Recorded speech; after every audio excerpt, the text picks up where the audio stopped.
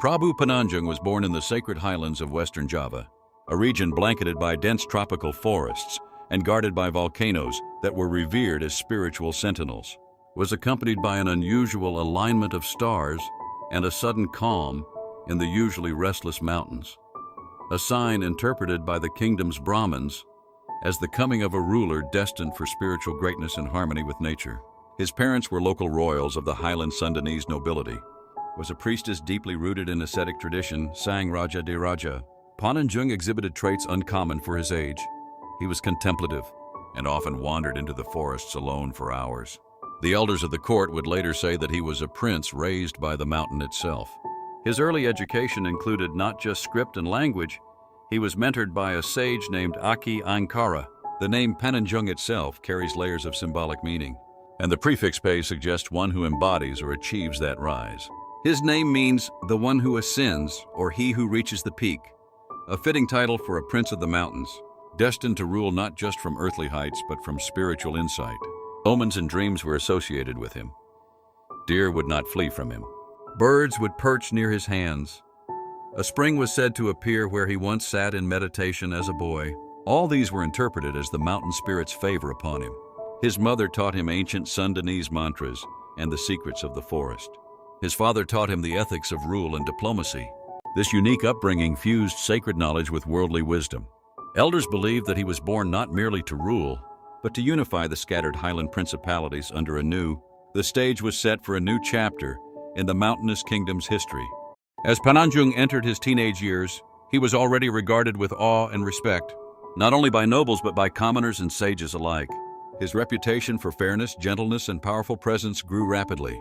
While many princes of his age focused on martial skills and political maneuvering, Pananjung immersed himself in spiritual training, fasting, and walking barefoot across sacred sites, often unaccompanied. This self-discipline did not go unnoticed. Soon, stories of the mountain prince began spreading across Sunda.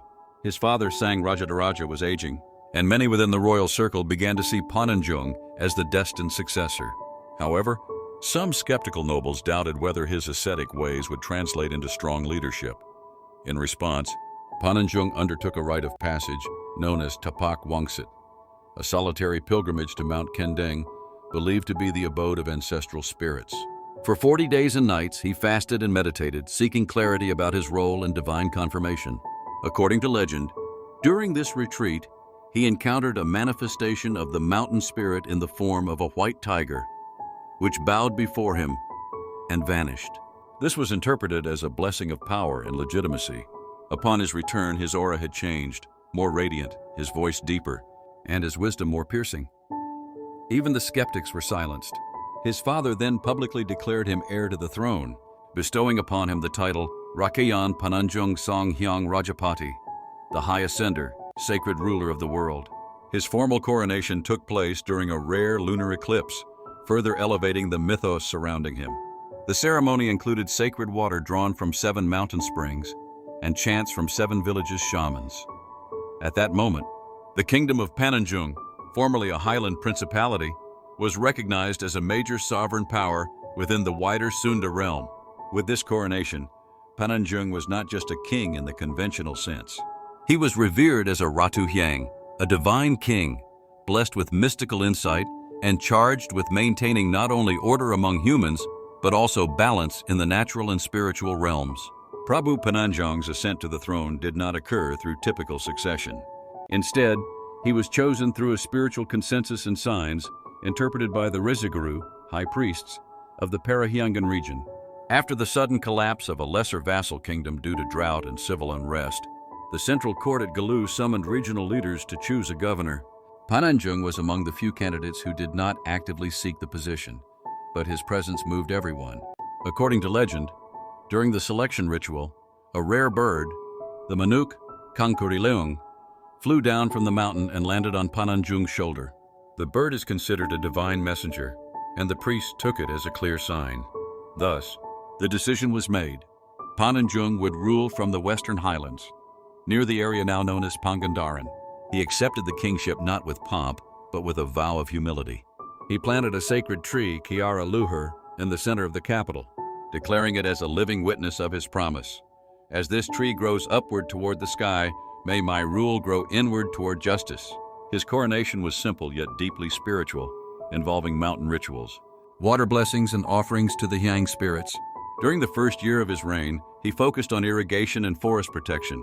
Rather than building palaces, he built canals. Rather than increasing taxes, he decreed the distribution of seed grains to poor farmers. His court became a place where ascetics and scholars were welcomed, and his rule was referred to as Kawisian Nagara, a kingdom of wisdom. Under Pananjung's reign, the region flourished. Trade routes extended toward the coast. Temples were restored and roads were cleared. He declared certain forests sacred, forbidding logging and hunting in them. These became known as Loveung Larangan, protected groves, many of which still exist in local lore and conservation areas today. As Prabu Pananjung established his authority, he transformed his court into a sanctuary of spiritual and ecological harmony. Pananjung's capital at the foot of the sacred mountains resembled a monastery more than a palace. The court was situated where 3 rivers met, and behind it stood a mountain believed to be the abode of ancestral spirits. With Pananjung himself leading prayers to the Sanghyang Kersa, the great creator, scribes and kabuyutan, hermit scholars, recorded that he hosted weekly kawi karita, narrative poetry sessions, where elders recited ancient legends while the younger generation listened. He saw storytelling as a way to connect people to their roots, and through it he spread values of dharma, harmony, and humility. This period also saw the establishment of the Panglawungan Pananjung, a sacred council of sages, priests, farmers, and warriors who helped govern with collective wisdom. It is said that no major decision was made without consensus from this diverse body. Perhaps the most enduring symbol of his court was the Alun-Alun Pananjung, a sacred field where no structure could be built. It served as a spiritual heart of the kingdom, where the wind was said to carry ancestral voices, and where Pananjung would often meditate under the full moon. No great reign exists without challenges, and for Pananjung, around the 10th year of his rule, Mount Galunggung showed signs of unrest, and rivers turned warm and muddied, believing the gods were displeased. For 3 nights and days he stayed atop Galunggung. Legend holds that he encountered the spirit of the mountain in the form of a fiery serpent, who demanded a tribute of purity, not rule over it. The tremors ceased. The people of the time saw it as proof of his divine connection. Pananjung was known as Ratu Gunung, the mountain king whose soul was tied to the earth's breath. Heavy rains caused severe flooding in the southern rice valleys. Pananjung personally led the relief effort. He slept beside the farmers in waterlogged fields, treating their wounds and chanting mantras of strength. This hands-on leadership inspired immense loyalty and elevated his reputation as a king of the people. The 2 disasters marked turning points in his reign, not as defeats, but as transformations. His rule matured from peaceful abundance to seasoned resilience. Even his enemies began to whisper of his power, not of armies, but of unwavering spirit. Years passed, and the king began to speak more often of impermanence. He invoked the old proverb, Keraton te ukur pondok pangumbaran. A palace is but a brief lodging in the journey of the soul. Around his 35th year on the throne, he summoned the sacred council and announced his intention to abdicate. This shocked the court, but he explained that the realm was stable, the people wise, and the land fertile, and thus it was time for a younger generation to rise. He chose his nephew Rakian Suradirja, a valiant yet humble noble who shared Pananjung's spiritual values.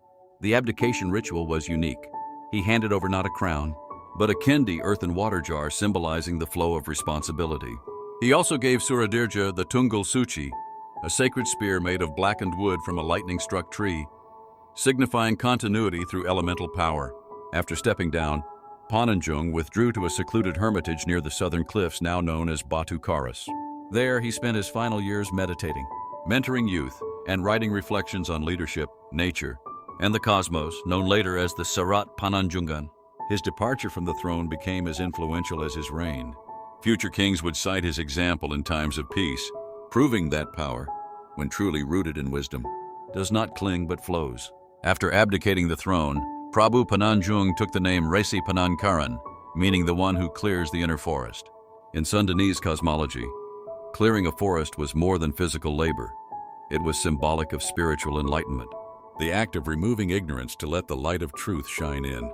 His hermitage on the southern cliffs overlooked the roaring Indian Ocean, a perfect metaphor for his soul, still deep and vast. In this sanctuary, he lived a simple life.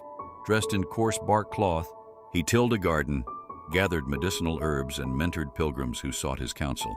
His words were remembered by those disciples and written down in what became known as Wulang Pananjung, the teachings of Pananjung. These texts included reflections on harmony between humans and nature, silent leadership, and the cosmic order. His hut was built not with nails or stone, but bound with vines and love. Fishermen from nearby villages often brought him offerings of sea salt, dried fish, and honeycomb, while in return, he would bless their boats and whisper charms to protect them from storms. Though no longer a king, his influence was greater than ever. Legends tell of his ability to calm storms with chants and heal fevered children with the touch of his hand. Yet he claimed no magic, only deep harmony with nature's will. His growing reputation turned the cliffside retreat into a site of pilgrimage, and eventually, a shrine was erected after his passing. This chapter of his life reflected his truest form, a bridge between the material and spiritual realms. Though no longer in palatial halls, his hut became a new kind of palace, a Kraton Sunyi, a palace of silence, where the soul could meet the universe without distraction. Even in his absence from the capital, Prabu Pananjung's legacy shaped the policies of his successor. Rakayan Suradirja adopted the council model, expanded irrigation systems inspired by Pananjung's designs, and preserved sacred forests as state-protected zones. The people spoke of a golden thread linking the two rulers, the Pananjung Dharma. Temples across the Sunda highlands began depicting the former king not only as a monarch, but as a saint. Reliefs on stone showed him seated beneath a tree, hands open to the sky as birds and tigers sat beside him. In some versions, he is depicted walking barefoot across rice fields, rain falling upon him gently, unbothered by thunder. One of the greatest marks of his influence came in the form of educational gardens, botanical sanctuaries where children were taught not only reading and ritual, but also to grow, to listen, and to respect the spirits of trees, water, and rock. These gardens became precursors to forest schools, a tradition which continues in parts of West Java to this day. He also left behind a system of land stewardship based on ancestral zones: the Luwung Kolot, Old Forest, Luwung Larangan, Forbidden Forest, and Luwung Pamukiman, human-inhabited land. This trichotomy ensured sustainable use of resources and was passed on orally by Sundanese elders until well into the colonial era. By refusing to clutch power, Pananjung ironically became more powerful in spirit. He proved that a true king rules not by domination, but by elevation of others, of the earth, and of the soul. Although remembered as a sage, Prabu Pananjung was also a master of martial arts, particularly Penchak Kahyang, a lost form of internal Sundanese silat that combined breathing with cosmic alignment. It is said he could strike a tree and make it blossom, or press his fingers into the ground and summon water during drought. His weapon was not a sword or kris, but a staff carved from Ki Jamat wood, a sacred tree struck by lightning on the night of his coronation. This staff, named Pangraksa Jagat, or protector of the world, was believed to absorb his prayers and amplify them during times of conflict or healing. Few saw him use the staff in battle, but during his early reign, he quelled a rebellion of mountain bandits not through bloodshed, but by challenging their leader to single combat. According to legend, Pananjung dodged every strike, moving like wind through reeds until the bandit leaders surrendered in awe. Rather than punish him, Pananjung made him a forest warden, and the man became one of his most loyal allies. Whispers also tell of a moment when the southern sea goddess, Nyai Roro Kidul, tested him with illusions of grandeur and temptation. He refused her throne and instead offered her a flower from his hermitage. She accepted, and thus the southern shores became forever peaceful during his lifetime. The martial legacy of Pananjung is still honored in traditional Silat schools, where forms like Langka Pananjung and Jurus Tapak Gunung are performed in his name. His discipline was not violence, it was protection, harmony, and channeling energy with absolute control. At the heart of Pananjung's teachings was a series of sacred texts said to be written during his final years. Known collectively as the Serat Pananjungan, these scrolls combined cosmology, governance philosophy, herbal knowledge, and poetic riddles. Some were stored in palm leaf manuscripts, others were carved onto bark or stone. Many of these writings were hidden to prevent misuse. Legend holds that he placed 7 scrolls inside a stone box buried beneath a banyan tree at the mouth of the Saitandui River. Others were entrusted to forest monks who memorized them in coded chants called Kidong Panambich. The scrolls included cryptic maps indicating energetic centers in the land, places where prayer resonated louder or where ancestral energies gathered. This knowledge influenced temple placements, sacred well sites, and even ancient roadways, many of which still follow unseen ley lines across the Sundanese highlands. One of the most mysterious texts, Tutur Puspa Galunggung, detailed dialogues between Pananjung and mountain spirits, describing how each flower held memory and each rock held silence. Though poetic, these teachings have been interpreted by modern ecological mystics as metaphors for land stewardship and biodiversity. To this day, seekers and researchers from various parts of the archipelago have searched for the scrolls. Some claim to have fragments, but all agree on one thing. Their wisdom was meant not for dominance, but for balance and inner awakening.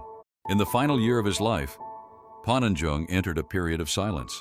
He no longer spoke, only smiled and nodded, communicating through gestures and breath. His disciples knew this was his final teaching, that words must eventually fall away so that truth can speak on its own. On the night of a full moon, as waves crashed below the cliffs, Pananjung sat beneath the Kalapa Rankajay tree. Witnesses say he exhaled deeply, as if offering his final breath to the ocean. Then he closed his eyes and never opened them again. The sky that night was clear and filled with stars. A gentle rain fell without clouds, and fishermen swore they saw a glowing figure walking across the sea before dissolving into mist. His body was never buried. Instead, it was wrapped in white cloth and set adrift on a bamboo raft toward the southern horizon. The site of his passing became a Padapokan, a sacred place of reflection. To this day, pilgrims leave offerings of white flowers, river stones, and handwritten prayers at the spot. It is not only a shrine, but a still-living beacon of his soul's presence.